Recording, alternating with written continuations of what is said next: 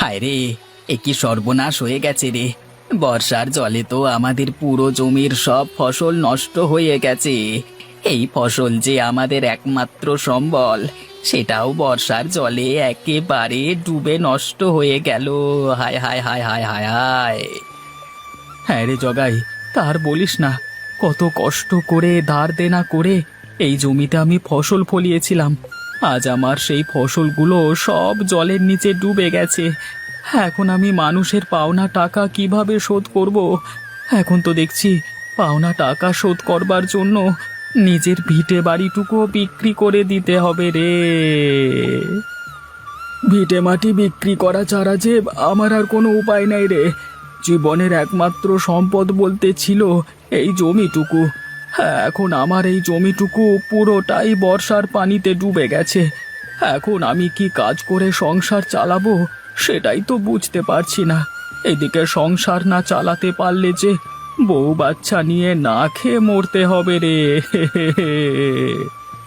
হে বিধাতা, এসব আমাদের সাথে কি থেকে কি হয়ে গেল!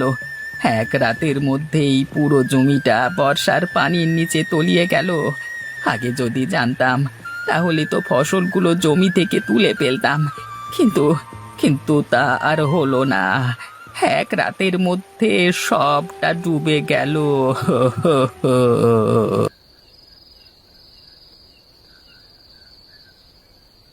ওগো, তোমার আবার কি হলো গো? খেতে বসে বসে কি এত চিন্তা করছো? সত্যি করে বলো তো, খাবার কি মজা হয়নি? মজা হয়নি বলে কি তুমি খাবার খাচ্ছ না? আরে না গো গিন্নি, খাবারটা মজাই হয়েছে, কিন্তু আমার গলা দিয়ে খাবার নামছে না একটা অন্য কারণে। অন্য কারণে? তা কি কারণে খাবার খাচ্ছ না শুনি, বলো তো আমাকে। আরে আমার জমিটার কথা বলছি গিন্নি। ওই জমিতে চাষবাস ছাড়া যে আমার সংসার চলবে না। আজকে সেই জমিটা বর্ষার পানিতে একেবারে ডুবে গেছে। এখন ভাবছি ওই জমিতে তো আর কাজ করতে পারবো না। এখন কাজ না করলে আমার সংসার চলবে কি করে? সেই চিন্তায় গলা দিয়ে ভাতটা পর্যন্ত নামছে না গো। ওগো, বর্ষার পানিতে তো আমাদের জমিটা ডুবে গেছে, কিন্তু আমরা তো আর ডুবে যাইনি। শোনো, এত চিন্তা না করে তুমি অন্য কোনো একটা কাজ খুঁজে নাও, তাহলে দেখবে আমাদের সংসার দিব্যি চলে যাবে।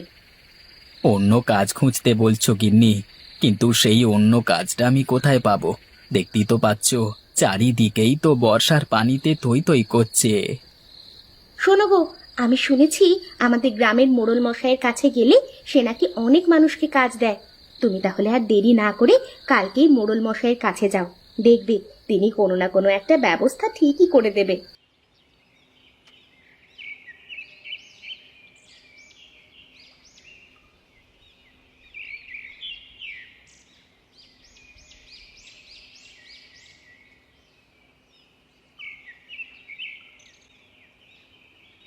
আগে মোড়ল মশাই, আপনার কাছে আমি একটা সাহায্য চাইতে এসেছিলাম। আরে জগাই যে, তো কি সাহায্য চাই সেটা বলে ফেলো। আগে মোড়ল মশাই, আমার একমাত্র জমিটা বর্ষার জলে একেবারেই ডুবে গেছে। এখন আমি সেই জমিতে কোনো কাজ করতে পারছি না। এখন কোনো কাজ না করলে যে বউ বাচ্চা নিয়ে না খেয়ে মরতে হবে। দয়া করে আপনি যদি আমাকে কোনো একটা কাজের ব্যবস্থা করে দিতেন, তাহলে অন্তত বউ বাচ্চাটা নিয়ে কষ্ট করতে হতো না। দেখো জগাই, তুমি যদি আমাকে আরো একদিন আগে বলতে, তাহলে আমি তোমাকে কোনো একটা কাজের ব্যবস্থা করে দিতাম। কিন্তু এখন চলছে বর্ষাকাল, চারিদিকের সবকিছু যে পানিতে তলিয়ে গেছে তা তো দেখতেই পাচ্ছ। এভাবে বলবেন না মোড়ল মশাই, দয়া করে আমাকে একটু সাহায্য করুন, নইলে যে বউ বাচ্চা নিয়ে না খেয়ে মরতে হবে।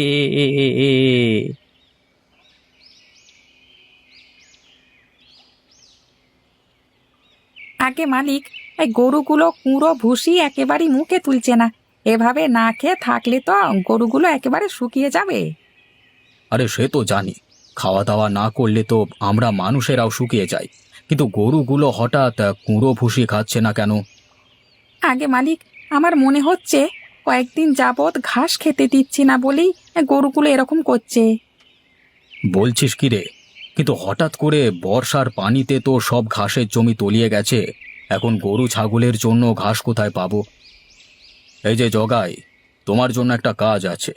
আর সেই কাজটা হলো আমার গরু ছাগলের জন্য প্রতিদিন ঘাস জোগাড় করা। যদি তুমি এই কাজটা করতে পারো তাহলে মাস শেষে আমি তোমাকে ভালো একটা বেতন দেব।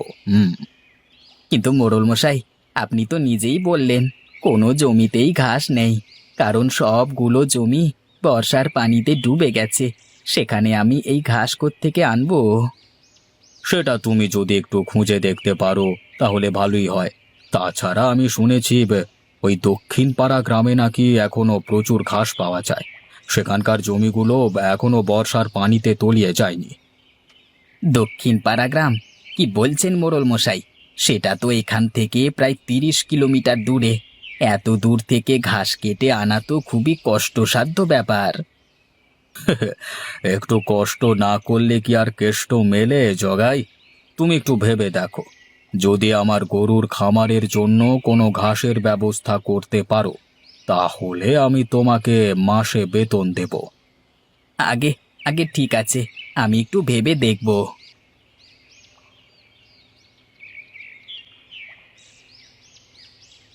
আরে এ কি নিতাইদা, তুমি এই অসময়ে বউ বাচ্চা নিয়ে কোথায় চলে যাচ্ছ? সে আর বলো না ভাই, তুমি তো জানোই আমার জমিটা একেবারেই বর্ষার জলে ডুবে গেছে। এখন এখানে থাকবার মানে হলো না খেয়ে বউ বাচ্চা নিয়ে মরা। তাই আর দেরি না করে মরবার আগেই এখান থেকে চলে যাচ্ছি। তা ভাই, আবার এই গ্রামে কবে ফিরবে? সে তো ভাই ঠিকমতো বলতে পারবো না, তবে যতদিন বর্ষা থাকবে ততদিন আর এই গ্রামে ফিরেও আসবো না। এই চলো চলো চলো। আচ্ছা ভাই, যাও। আর হ্যাঁ, সাবধানে থেকো কেমন?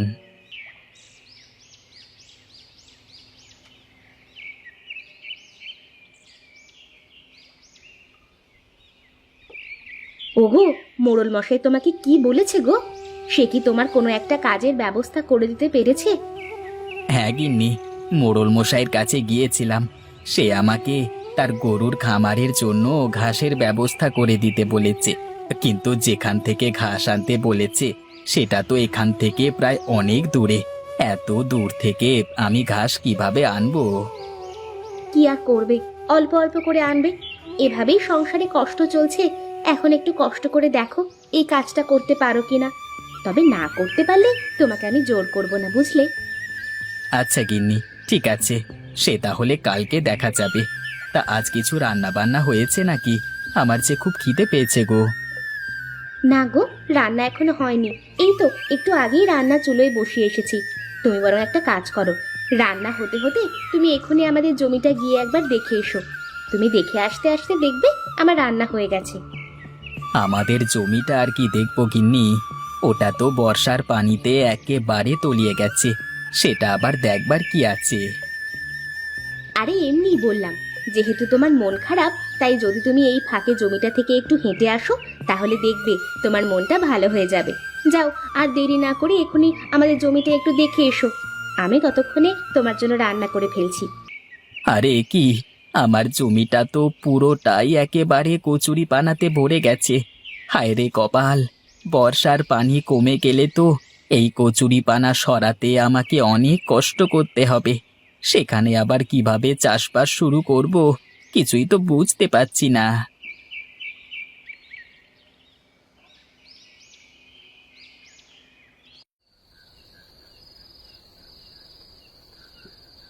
ওগো শুনছো? খাবার খেতে খেতে আমার না একটা দারুণ বুদ্ধি এসেছে। যদি তুমি অনুমতি দাও তাহলে বলবো। আরে গিন্নি, অনুমতির কি আছে? যা বলবার আছে তা তুমি বলে ফেলো। তুমি না বলেছিলে আমাদের জমিটা কচুরি পানাতে একেবারে ভরে গেছে? হ্যাঁ গিন্নি, তা তো বলেছিলাম। পুরো জমিটা একেবারে কচুরি পানাতে ভরা। আরে একটা কথাও বলেছিলে, সেটা হলো মোড়ল মশাইয়ের নাকি গরুর খামারের জন্য ঘাসের প্রয়োজন। আগে হ্যাঁ গিন্নি, সেই ঘাস আমাকে অনেক দূর থেকে আনতে হবে। এই তো বুদ্ধি মিলে গেল। বুদ্ধি মিলে গেল? কি সব বলছো গিন্নি?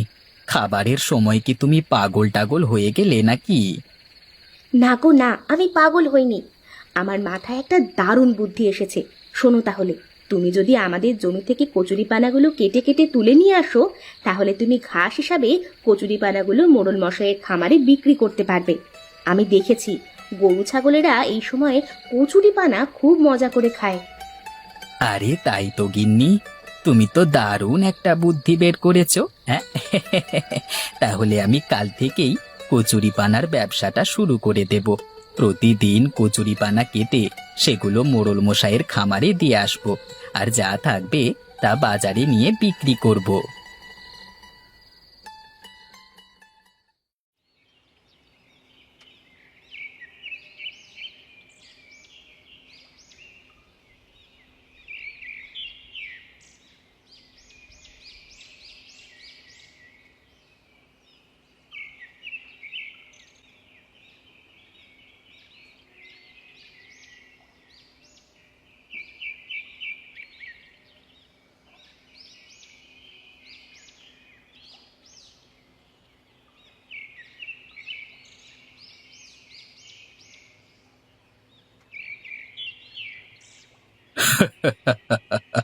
আরে জগাই, তুমি তো দারুণ করেছো। আমার গরুর খামারের জন্য এক গাদা কচুরি পানা নিয়ে এসেছো। ওরা তো কচুরি পানা খুবই পছন্দ করে। এই কোথায় আছিস? জলদি করে আমার গরুগুলোকে এই কচুরি পানাগুলো খেতে দিয়ায়। আর এই যে জগাই, তুমি আমার সাথে এসো।